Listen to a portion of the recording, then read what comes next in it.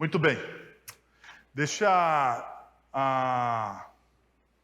eu colocar algumas coisas para vocês. Nós estamos caminhando no tema da reformição, a missão da igreja na perspectiva reformada. Então, nós estamos trabalhando os 5 pilares da nossa igreja. Nossa igreja tem uma filosofia de ministério. Essa filosofia norteia a forma com que a gente caminha, quais são as nossas... todas as decisões que nós tomamos enquanto igreja, enquanto conselho, estão respaldados nesses princípios.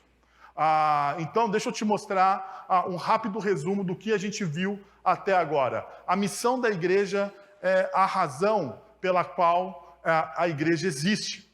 Então, a missão é a razão pela qual a igreja existe. O alvo da missão é a adoração. Ou seja, nós fazemos missão para trazer as pessoas à adoração ao Deus verdadeiro. O objetivo final da igreja é a ardente deleite na glória de Deus. Adoramos quando submetemos o nosso coração ao Cristo ressuscitado no poder do Espírito Santo. Então, se você tem alguma dúvida sobre como a gente faz missão ou por que nós fazemos missão, nós não fazemos missão para lotar a nossa igreja com pessoas. Nós fazemos missão porque nós temos a consciência de que Deus chamou a nossa comunidade a conduzir as pessoas, principalmente na cidade de Sorocaba, à adoração verdadeira a Deus. O segundo pilar que nós estamos trabalhando, o que nós trabalhamos nas últimas semanas, foi o amor ao contexto de toda a missão. Ou seja, este amor se revela na mensagem da cruz. A cruz guia os nossos métodos, a cruz fortalece a nossa missão. Quando a cruz é central, Deus faz com que a verdadeira adoração flua dos nossos corações através das nossas vidas e dos nossos lábios. Ou seja, existe uma intersecção entre ação e o discurso. Então, quando nós estamos, de fato, centrados na cruz de Cristo, quando a nossa vida está centrada na cruz de Cristo, aquilo que nós fazemos fortalece o nosso discurso. Porque um dos grandes problemas dentro de uma comunidade cristã é quando existe a desassociação do que fazemos com aquilo que pregamos, daquilo que nós proclamamos enquanto discípulos de Cristo Jesus e aquilo que nós fazemos na nossa semana. Quando existe essa desassociação, o nosso testemunho, a nossa fala, vai por água abaixo. Ela perde a credibilidade. Então, nós cremos nisso, que a cruz precisa ser central na vida da igreja. Esse amor é revelado pela cruz, né, e essa centralidade fortalece a missão da igreja. Na última semana, nós trabalhamos, as estruturas devem se submeter ao Espírito Santo. As estruturas devem servir à missão e serem fruto do mover do Espírito Santo no meio do povo de Deus, santificando e equipando, dando a este maturidade para testificar e apontar o Cristo ressuscitado. Então, todos os nossos ministérios, eles têm um único objetivo: equipar os santos para a boa obra do Evangelho. Nós não temos ministério porque são legais. Ou seja, nós não vamos ter aqui uma UPH, uma União de Homens Presbiterianos, para fazer o clube do Bolinha. Não. Nós vamos ter uma união de homens presbiterianos, porque essa união de homens presbiterianos vai apontar, vai equipar os homens da nossa igreja para dar um bom testemunho do Evangelho de Cristo Jesus e aí sim pregar o Evangelho. A mesma coisa acontece com a SAF, a mesma coisa acontece com os jovens, a mesma coisa deve acontecer com os kids, a mesma coisa deve permear todos os ministérios da nossa comunidade. E como vocês sabem, hoje pela manhã nós estamos trabalhando o 4º princípio. A relevância para com a cultura não é opcional. A relevância para com a cultura não é opcional. Então nós abrimos pela manhã as Sagradas Escrituras e refletimos um pouco em Atos capítulo 17, no texto que mostra o apóstolo Paulo em Atenas. Agora pela noite eu quero convidar você a abrir a sua Bíblia em 1 Coríntios capítulo 9, a partir do verso 19, e nós vamos até o verso de número 27. O texto diz o seguinte: porque, embora seja livre de todos, fiz-me escravo de todos para ganhar a maior número possível de pessoas. Tornei-me judeu para com os judeus, a fim de ganhar os judeus. Para os que estão debaixo da lei, tornei-me como se estivesse sujeito à lei, embora eu mesmo não esteja debaixo da lei, a fim de ganhar os que estão debaixo da lei. Para os que estão sem lei, tornei-me como sem lei, embora não esteja livre da lei de Deus, e sim sobre a lei de Cristo, a fim de ganhar os que não têm a lei. Para com os fracos, tornei-me fraco, para ganhar os fracos. Tornei-me tudo para com todos, para de alguma forma salvar alguns.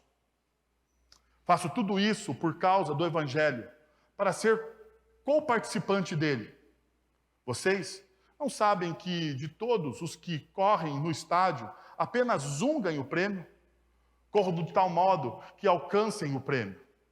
Todos os que competem nos jogos se submetem ao treinamento rigoroso para obter uma coroa que logo perece. Mas nós o fazemos para ganhar uma coroa que dura para sempre.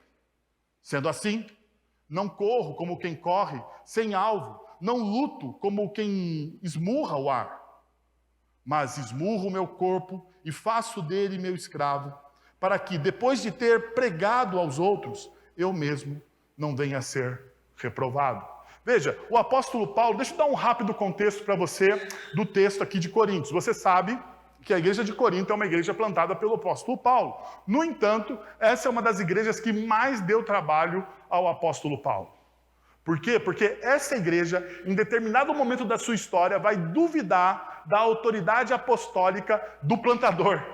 Ou seja, os crentes de Corinto vão dizer assim, não, Paulo, você não tem tanta autoridade como você diz que tem. Porque, afinal de contas, né, eles até duvidavam um pouco da conversão do apóstolo Paulo, para vocês verem.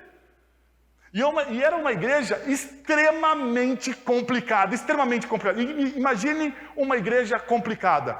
Eleve essa complicação dessa igreja ao quadrado. É a igreja de 1 Coríntios. É a igreja que nós temos retratada na primeira carta aos Coríntios.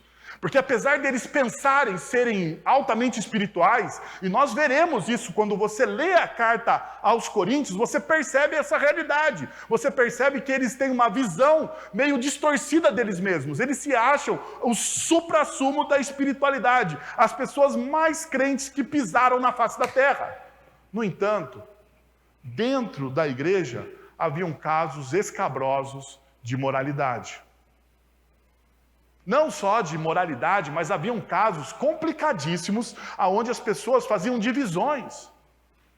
Divisões por causa do nível social, divisão porque as pessoas se encontravam talvez em uma condição social diferente. Alguns eram escravos ainda e frequentavam a igreja, mas eles não podiam participar da ceia com aqueles que eram livres. Algo que seria impensável dentro do corpo de Cristo. Era o que estava acontecendo nessa igreja. Perceba, eles têm uma visão distorcida a respeito deles. Eles rejeitam a autoridade apostólica de Paulo.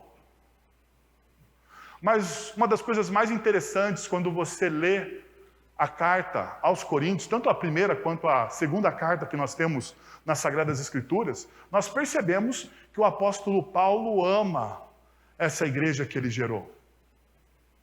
O apóstolo Paulo está dedicando todo o seu esforço, todo o seu coração a trazer essa igreja de volta ao centro. E uma das coisas que acontece dentro da sociedade de Corinto era que essa igreja estava perdendo a sua relevância cultural. Por quê? Porque ela estava deixando de ser uma igreja distinta, de ser um povo diferente daqueles que eram de fora.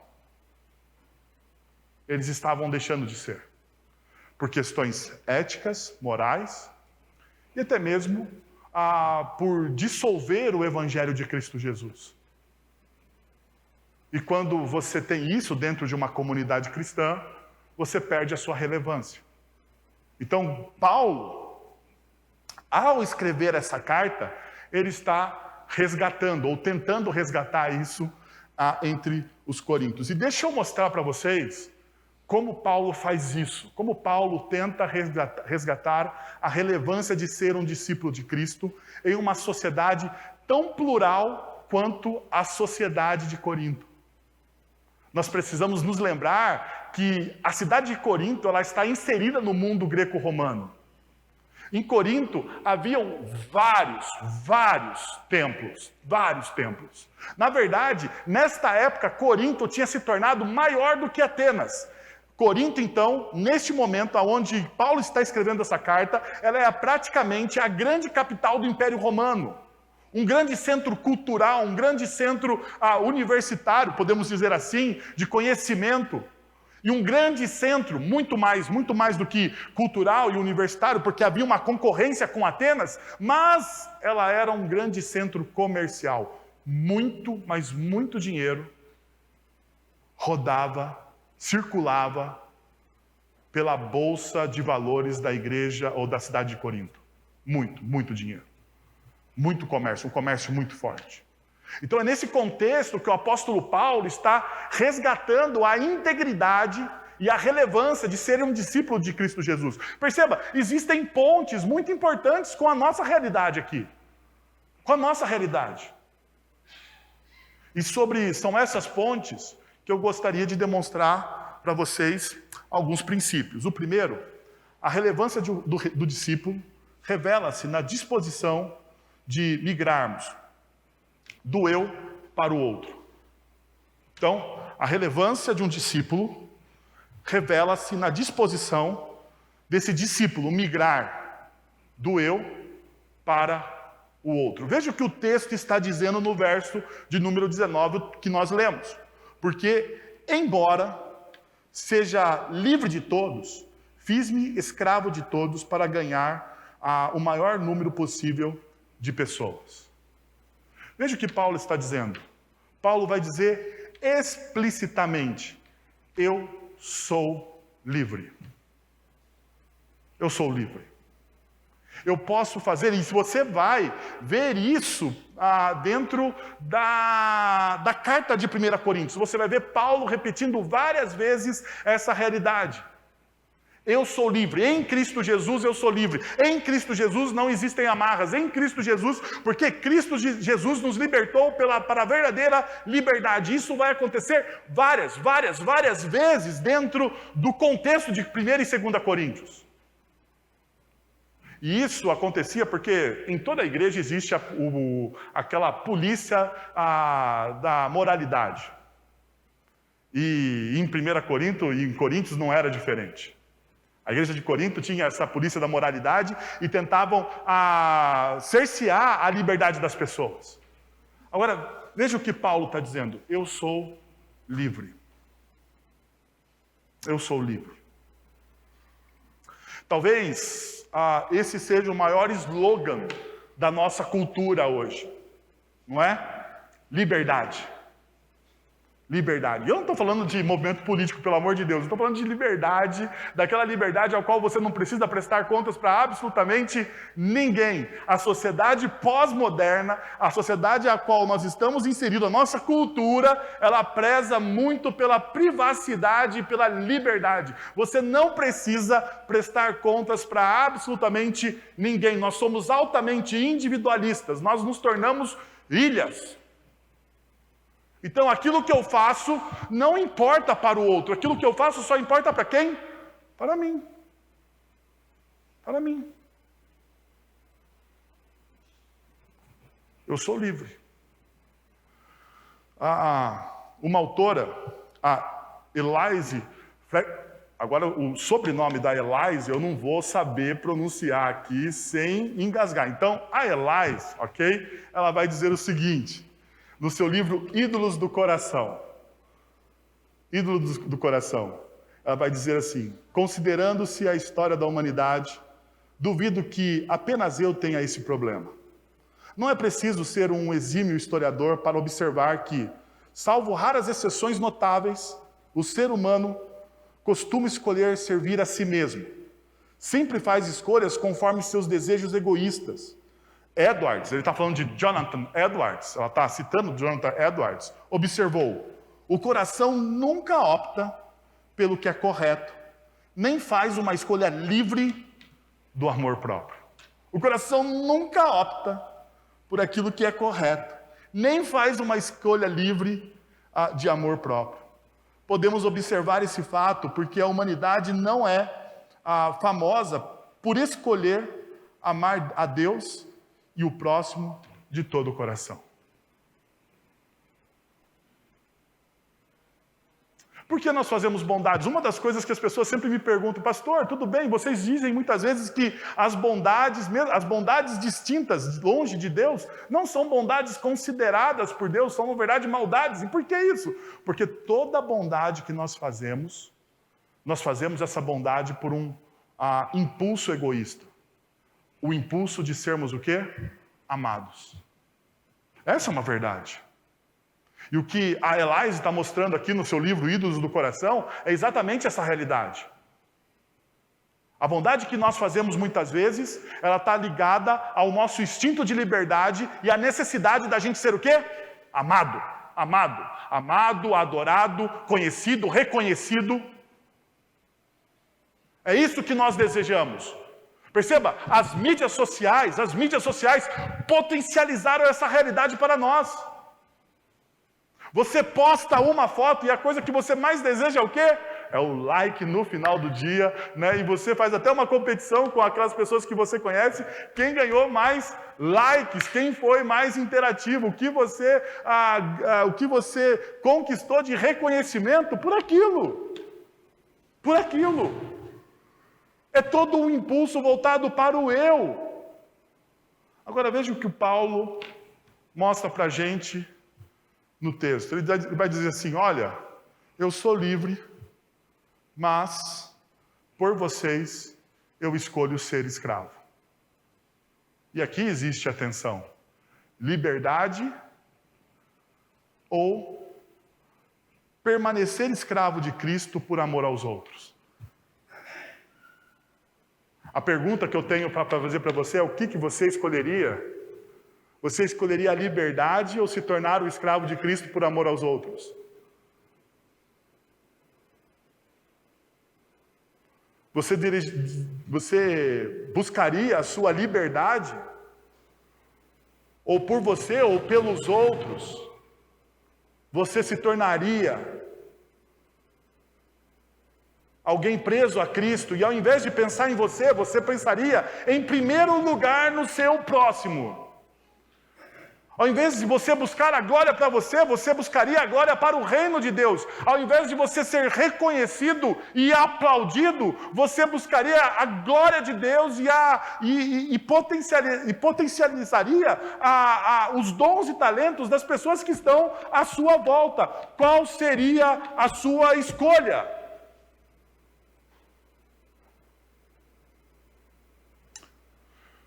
Deixa eu te falar qual seria a escolha desse pobre pecador que vos fala nessa noite.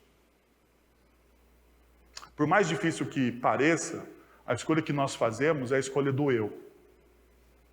É a escolha do eu. Veja uma das realidades.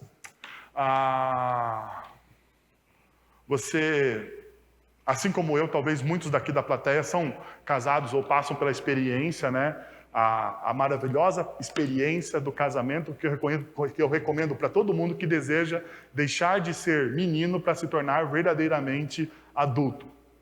Então, se você quer crescer na vida, você tem que passar por essa experiência do casamento.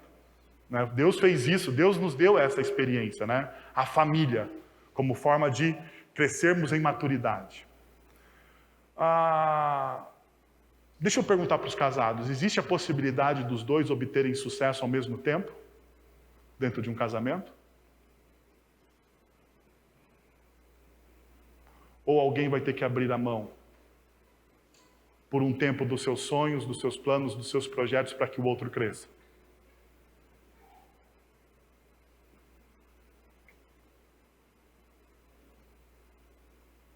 Eu estou falando isso porque a minha esposa, que é a esposa de pastor, ela em determinado momento ela teve que fazer uma escolha. Ela estava crescendo na carreira dela de pedagoga aqui em Sorocaba quando surgiu um convite para eu ir para Campinas. E quando surgiu o convite para eu ir para Campinas, ela teve que fazer uma escolha. E qual que era a escolha que a minha esposa teve que fazer? Bom, eu fico aqui sem você ou eu vou para Campinas? Ou a gente dá um jeito de você ficar por aqui. Naquele momento, da história, Deus nos direcionou para ir para Campinas e ela teve que abrir mão do sonho dela de crescer na carreira profissional dela.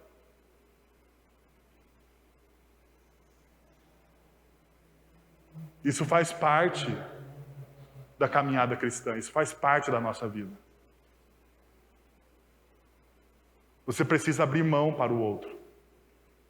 E é o que Paulo está dizendo aqui. Paulo está falando isso para uma comunidade, ele está falando, olha, eu estou abrindo mão da minha liberdade para que vocês cresçam, estou abrindo mão da minha liberdade para que vocês se tornem mais maduros em Cristo Jesus. Eu quero potencializar quem você é. Então, por isso, somente por isso, eu estou fazendo isso por vocês.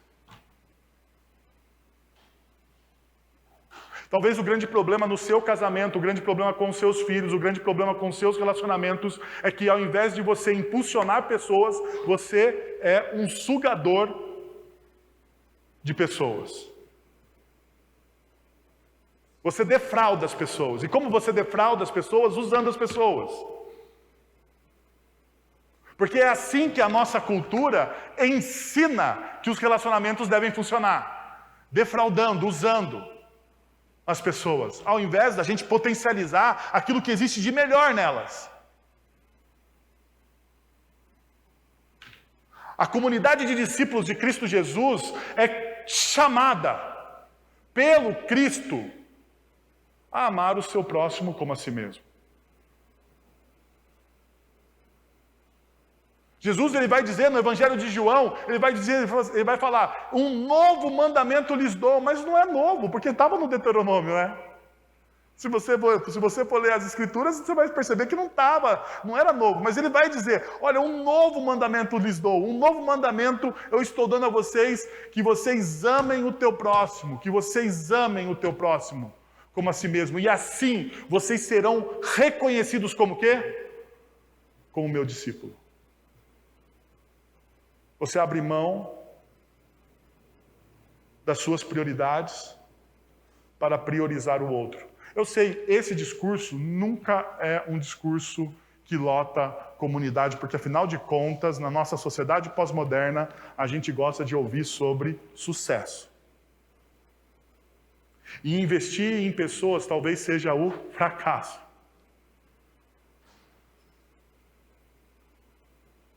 Sabe por quê? Porque é o investimento mais incerto que você tem, é você investir em pessoas. Mas é um investimento para a eternidade. É assim que o reino se manifesta. E é isso que Paulo está nos mostrando. Agora veja, o Mike Gorin ele vai falar sobre se tornar um servo do reino. Ele diz o seguinte, somente quando a igreja é uma encarnação fiel do reino, como parte da cultura ao seu redor, perceba, a igreja não é algo diferente da cultura, ela faz parte da cultura, ela está inserida na cultura, porque afinal de contas, ela precisa ser relevante, mas em contraposição ao quê? À sua idolatria. É que sua vida e suas palavras produzirão um testemunho atraente e convincente a favor das boas novas, de que Jesus Cristo, das boas novas de que em Jesus Cristo um novo mundo é chegado e está chegando. Ou seja, todas as coisas estão sendo feitas novas em Jesus, mas isso se torna viável, real, quando a igreja encarna de fato, quando a igreja se torna a igreja de fato, quando a igreja ama o próximo como deve amar o próximo, quando a igreja dá testemunho quando deve dar testemunho, quando a igreja vive o evangelho quando ela vive o evangelho realmente, quando aquilo é real para as pessoas.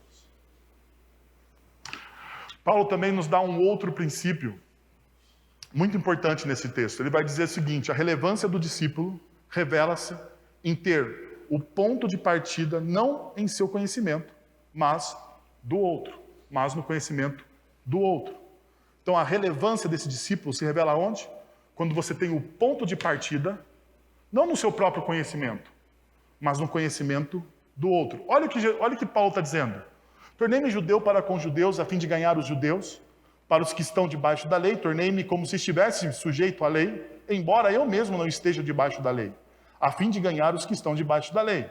Para os que estão sem lei, tornei-me como sem lei, embora não esteja livre da lei de Deus, e sim sobre a lei de Cristo, a fim de ganhar os que não têm a lei, para com os fracos, tornei-me fraco para ganhar os fracos. Tornei-me tudo para com todos, para de alguma forma ganhar alguns, ou salvar alguns.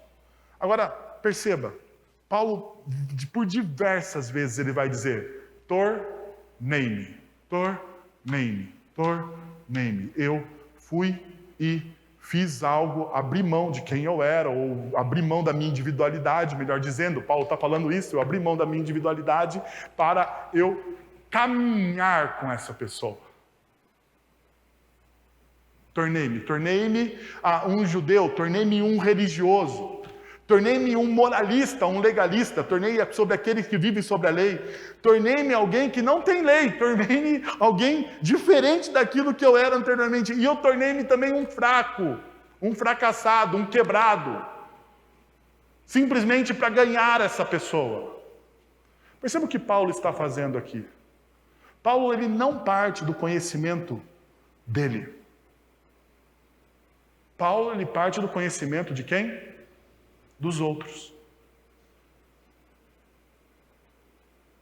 Sabe qual que é o problema dos nossos relacionamentos? E sabe por que nós temos pouca influência, às vezes até mesmo com aqueles que estão na nossa casa? Porque nós sempre partimos daquilo que nós conhecemos e nunca partimos daquilo que o outro conhece.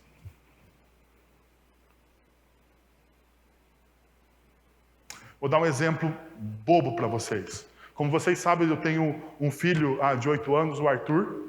Eu tenho hoje pela manhã eu disse, eu tenho várias conversas cruciais com o Arthur, porque eu decidi ter conversas cruciais com o Arthur agora, para não tê-las depois que ele fizer os seus 20 e poucos anos. Então, durante dessas várias conversas cruciais que eu tenho com o Arthur, eu tenho que partir da onde? Eu tenho que partir do conhecimento dele.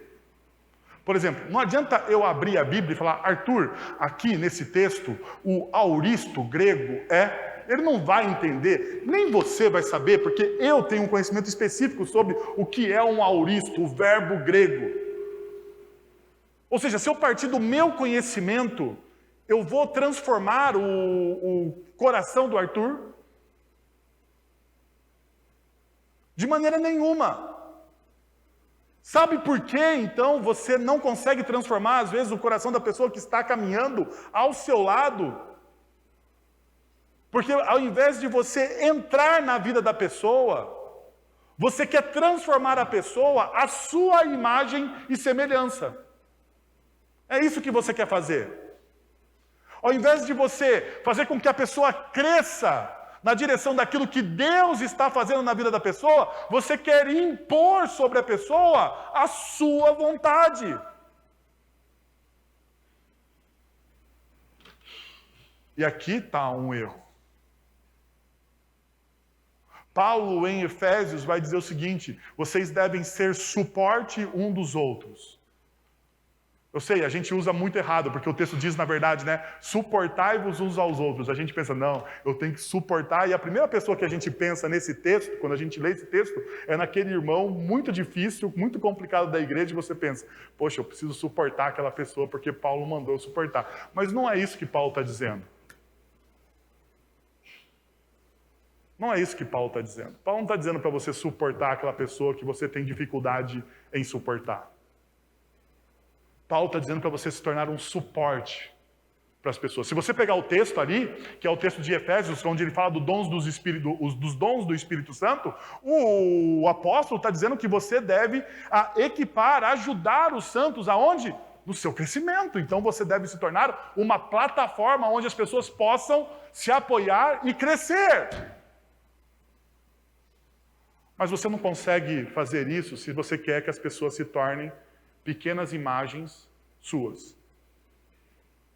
Então deixa eu te dar uma dica se você tem filho. Se você tem filho, não faça com que o seu filho seja um crente como você. O seu filho vai desistir da igreja se você fizer isso. Mas torne-se um suporte para que o seu filho se torne um crente melhor do que você.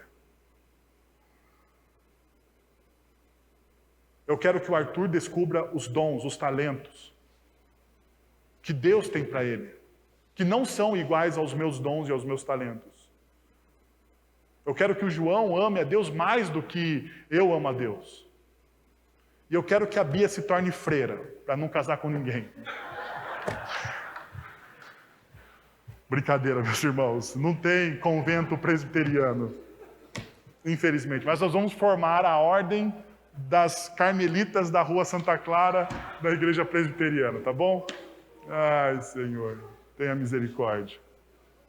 Mas o fato é esse. Você precisa entender essa realidade. E é o que Paulo está dizendo aqui, é o que Paulo está mostrando aqui. Se você deseja que outras pessoas cresçam, você não deve partir do momento aonde você está, você deve partir da onde a pessoa está. E veja, ele vai dizer, eu fiz tudo isso, eu me tornei tudo para com todos, para de alguma forma salvar alguns. O meu objetivo é que as pessoas cresçam no conhecimento e na maturidade de Cristo Jesus. Eu quero que as pessoas experimentem salvação. Então eu vou fazer isso. É tão verdade isso que, perceba, na mesma carta, Paulo vai trabalhar essa ideia em 1 Coríntios, capítulo 10, versos 23 e 24. Tudo me é permitido, mas nem tudo quem vem. Tudo me é permitido, mas nem tudo edifica. Perceba, Paulo não está falando sobre liberdade aqui. Paulo está falando sobre pensar no próximo. Quando ele fala em edifica, ele não está pensando em edifica a si mesmo. Ele está falando edifica quem? O outro. Pega o contexto do texto e vai perceber que Paulo está falando sobre a relação com o outro. Eu não vou fazer aquilo porque aquilo que eu estou fazendo não vai edificar na outra pessoa. Ninguém deve buscar, olha, perceba, 24. Ninguém deve buscar o seu próprio bem, mas sim o quê? Os dos outros. A gente olha, a gente lê muitas vezes a Bíblia de maneira equivocada, não é verdade? Esse é um dos textos. Esse é um dos textos. Eu estou buscando o bem dos outros. Eu estou buscando o crescimento dos outros. E para colaborar com o meu pensamento, eu chamei aqui um dos maiores estudiosos de Paulo, N.T. Wright. Ele vai dizer o seguinte, olha, os direitos de Paulo, sua liberdade, nada são. O que importa é se as pessoas estão sendo ganhas para Deus. Sendo salvas da corrupção perversa à sua volta e dentro de si, sendo resgatadas das trevas e levadas para a luz. Essa afirmação, às vezes, tem sido entendida como se significasse que Paulo era um mero pragmático, um marqueteiro que distorcia a mensagem de um lado para o outro, adequando-a para ganhar as diferentes audiências. Não é isso que ele está dizendo. A mensagem permanece constante, a mensagem permanece a mesma. É o mensageiro que precisa engolir. Perceba, nós precisamos, se nós desejamos impactar as pessoas, influenciar as pessoas, nós precisamos fazer o quê? Engolir o nosso orgulho. Que tem que abrir mão de seus direitos. Que precisa tornar sua liberdade em escravidão. Ai daqueles que cortam a mensagem para que não tenham de cortar a si mesmos. Ai daqueles que manipulam a verdade. Então veja, deixa eu te dar quatro conselhos para você se tornar um discípulo relevante a partir do conhecimento do outro. Primeiro, entre no mundo deles e compartilhe da realidade deles. Entre no mundo das pessoas. Então, o que você tem que fazer? Fazer como, às vezes, eu tento fazer, e eu me esforço para fazer isso. Eu entro no mundo do meu filho de 8 anos. E é legal entrar no mundo de uma criança de 8 anos? Deixa eu ser muito sincero com vocês. Não é legal. Porque não tem nada de interessante para mim no mundo de uma criança de 8 anos. Mas eu tenho que entrar. Eu tenho que entrar. Eu tenho que ouvir o que está preocupando ele. E a última preocupação do Arthur é que ele não conseguiu montar a pipa de maneira direita no grupo escoteiro da igreja. Ele não fez a pipa não subiu e ele está desesperado porque a pipa dele não está subindo. Eu tenho que entrar no mundo dele e tentar mostrar que Deus está cuidando da pipa para que um dia a pipa dele suba e que essa dificuldade faz parte da vida de todo mundo, que todas as vezes que nós empreendemos alguma coisa, às vezes elas não funcionam. E que a vida não é de acertos. Nós vamos construir pipas o quê? Erradas. Então você não pode desistir de construir pipas. Olha só que beleza. Dá quase um sermão isso. Segundo, faça tudo pelo Evangelho sem ferir o Evangelho. Faça tudo pelo Evangelho, mas você não pode ferir o Evangelho. Então você prega o Evangelho, mas sem negociar o Evangelho. Você não torna o Evangelho mais paladar. Sirva de todo o coração. Terceiro, não apenas fale da mensagem, mas seja você parte da mensagem. Nós temos uma grande facilidade em falar, mas nós não queremos fazer parte daquilo. Você precisa fazer parte daquilo. Se você quer, de fato, influenciar pessoas, você precisa entrar na vida das pessoas. Você precisa fazer parte daquilo. Quarto, não adote o estilo de vida deles. Mantenha a sua conduta baseada em Cristo. Então, apesar de você entrar, apesar de você ver, apesar de você participar, apesar de você compartilhar, perceba, Jesus fez tudo isso. Jesus entrou na nossa realidade, Jesus partiu o pão com a gente, mas Jesus não pecou, Jesus continuou sendo Jesus. E ele fez isso porque ele pôde nos mostrar como fazer isso.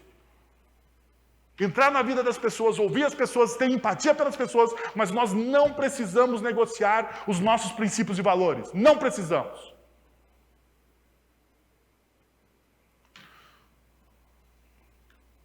Último, a relevância do discípulo não é mero entretenimento, mas disciplina e crescimento. Então a relevância, você se tornar um discípulo relevante, não é para entreter o seu coração, mas é para você, de verdade, participar da disciplina e crescer. Você precisa crescer. Uma das coisas que o Evangelho sempre vai falar, de Jesus a Apocalipse, vai dizer para você que você precisa se tornar alguém maduro em Cristo Jesus. Todo tempo o Evangelho vai chamar você à maturidade. Todo tempo o Evangelho vai chamar você ao crescimento. E daí Paulo está dizendo aqui que nós precisamos ter, para crescer, você precisa ter disciplina e você não pode parar no entretenimento. Quer ver? Veja só, entretenimento. Sendo assim, não corro como quem corre sem alvo e não luto como quem esmurra o ar. Você não faz isso, você não corre sem alvo. Você tem um alvo. Não sei se contei para vocês, mas eu voltei para a academia. Fazem já 6 semanas. 6 semanas ininterruptas na academia. É um recorde mundial e eu deveria entrar no Guinness Books. Deveria entrar no Guinness Books. Eu tenho um negócio no meu celular que dá um negócio de verde, assim, sabe? Você fez o cheque. Todo dia eu abro e eu vejo o verde lá, eu fico feliz. Sabe? Eu falo assim, eu tenho um momento de auto-homenagem. Tenho. Mas eu não posto nas redes sociais, é só meu esse momento de auto-homenagem. O meu objetivo é ficar saudável. Então eu estou fazendo lá, correndo, eu fico sofrendo naquela esteira ou naquele elíptico. Esses dias eu inventei de fazer escada. Você já fez aquela escada? Não faça escada, é um desaforo aquele negócio. Mas pensa uma coisa. Você tem ali um objetivo. Emagrecer, ficar mais saudável, viver um pouco mais. Você tem um objetivo. Você não faz aquilo por mero entretenimento. Você não está correndo sem alvo. É o que Paulo está dizendo aqui. Porque, veja só, a fé do entretenimento não leva a lugar algum. Não provoca transformação, não traz maturidade, mas produz cansaço e esgotamento e uma hipocrisia sufocante. Sabe qual que é o problema dentro do testemunho de uma comunidade cristã? É que eu vou falar sinceramente para vocês, eu acho que muitas vezes a nossa fé é uma fé de entretenimento. Não existe engajamento real. Nós brincamos com Deus. Sabe? Você fala assim, Deus, eu vou hoje na igreja e vou pagar a minha dívida, eu vou garantir o meu espaço no céu. Então eu vou na igreja. Então é uma fé de entretenimento. Quando você pensa assim, a sua fé é uma fé de entretenimento. Se você está sentado aqui, está preocupado com o que você vai jantar, deixa eu te dizer uma coisa, a sua fé é uma fé de entretenimento.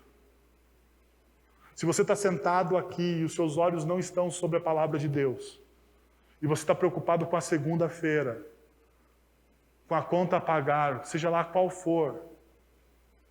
Deixa eu te falar uma coisa, a sua fé é uma fé de entretenimento. Por isso que você anda cansado, por isso que a sua vida vai ser uma vida sufocante. Por isso que você vai se tornar um hipócrita. Você vai ter duas caras, duas vidas. Uma vida aqui na igreja e uma vida lá fora. Você nunca terá uma cosmovisão consistente. Você nunca vai experimentar uma promessa de Deus. Por quê? Porque você vive uma vida onde não existe um encontro realmente com Deus. Não existe. Não existe transformação, não existe maturidade. O que produz da sua vida é só cansaço, esgotamento e hipocrisia. Isso é a fé do entretenimento. O apóstolo Paulo, então, ele fala para a sua igreja fazer uma outra coisa. Veja, ele vai falar o seguinte para a sua igreja: Todos os que competem nos jogos se submetem a um treinamento rigoroso para obter uma coroa que logo perece, mas nós o fazemos para ganhar uma coroa que dura para sempre. Paulo está falando de disciplina. Todos se colocam numa disciplina, porque todo atleta, se ele deseja ser um atleta de alto nível, como eu na academia, diga-se de passagem, se você quer ser um atleta de alto nível, você tem que ter disciplina. Você tem que acordar cedo e o seu último a dormir, você tem que ter disciplina. Se você quer fazer qualquer coisa bem feita na sua vida, você precisa de disciplina. Paulo usa aqui a figura do atleta, que talvez para a realidade de Corinto, ou a realidade greco-romana, era algo assim, primoroso. Mas na nossa sociedade, talvez, para você se tornar um bom acadêmico, você precisa de disciplina. Você vai ter que ler aí, 10 mil páginas por ano, você vai ter que fazer alguma coisa que mude a sua forma de conhecer as coisas. Se você quer ser um bom profissional na música, você vai ter que ensaiar muito. Se você quer ser um bom médico, você vai ter horas e horas e horas de residência. Você vai precisar fazer algo de excepcional. Precisa fazer. E Paulo, então, está falando, olha, é a mesma coisa na espiritualidade. É a mesma coisa na espiritualidade. Se você deseja ter uma vida transformada, se você deseja descansar no Senhor, se você deseja experimentar as promessas de Deus, você precisa ter disciplina. E você não experimenta porque você não tem disciplina.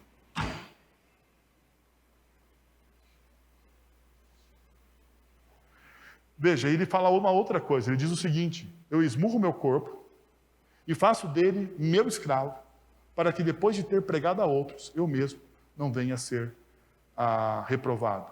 Crescimento e maturidade. Quando ele fala de esmurrar o próprio corpo, Paulo está falando de autonegação aqui. Ele está dizendo, não, eu preciso dizer não para os meus desejos, eu preciso dizer não. Agora, só pessoas maduras dizem não para os seus próprios desejos, não é verdade? Como eu disse para vocês, eu estou em uma jornada na academia. Mas não adianta fazer academia e comer uma barra de chocolate todo santo dia. Tá vendo? São coisas que você não precisa. Mas se eu for na academia e ficar 1 hora ali fazendo aquelas coisas de louco que gente na academia faz, os exercícios, depois chegar em casa e comer uma barra de diamante negro, vai fazer diferença na minha academia? Fala para mim. Nenhuma, você vai ser frustrado. Você precisa fazer o quê?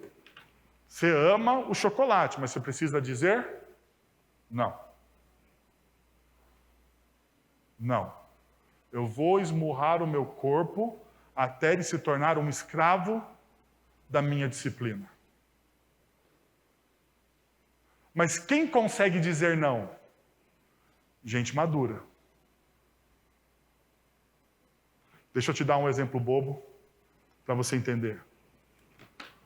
Eu tenho o João, meu filho de 5 anos. O João tem disciplina para dizer não? Nenhuma disciplina.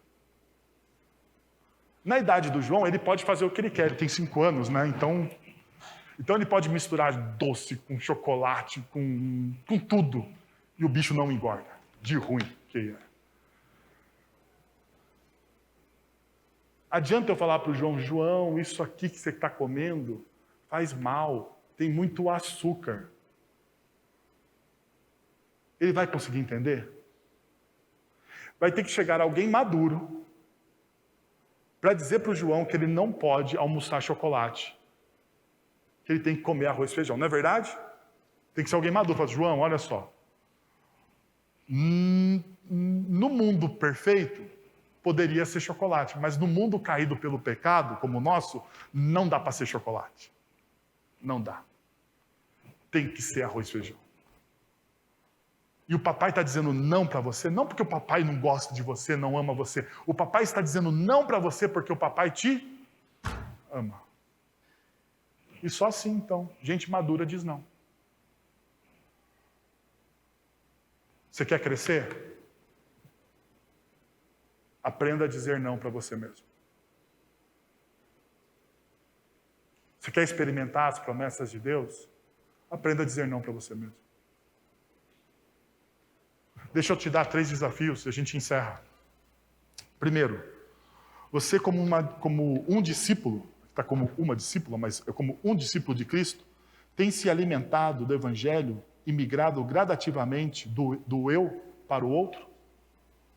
Você se alimenta do Evangelho gradativamente, todos os dias, para você deixar de pensar só em você, para você vir pensar no outro? Segundo, você como discípulo de Cristo, tem tido a humildade de ensinar os outros, não a partir do que você conhece, mas a partir do que o outro sabe? Você é humilde ou você quer que as pessoas babem na sua sapiência, né? Porque tem gente assim, tem gente que gosta de ser adorado pela sabedoria, mas você precisa ter humildade para criar impacto.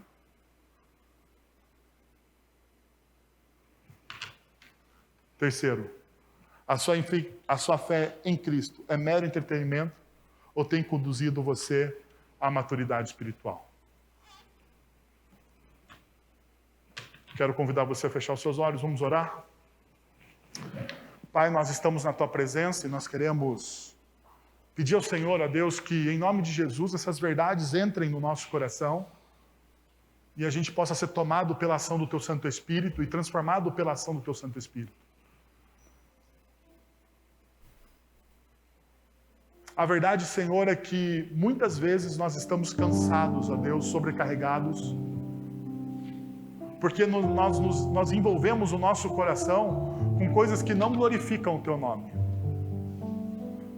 Nós buscamos coisas, ó Pai, que não são coisas que vão edificar a nossa vida diante do Senhor, não vai trazer maturidade. Nós não sabemos dizer não aos nossos desejos, Senhor. E nós precisamos então da ajuda do Teu Santo Espírito para criar, ó Deus, em nós essa maturidade, para que o nosso coração cresça, experimente do Senhor, ó Deus. E gradativamente o nosso coração seja deslocado desse eu frenético, desse eu histérico, para o outro, ó Deus. Para que possamos investir na vida do outro, para que o outro possa crescer, ó Deus.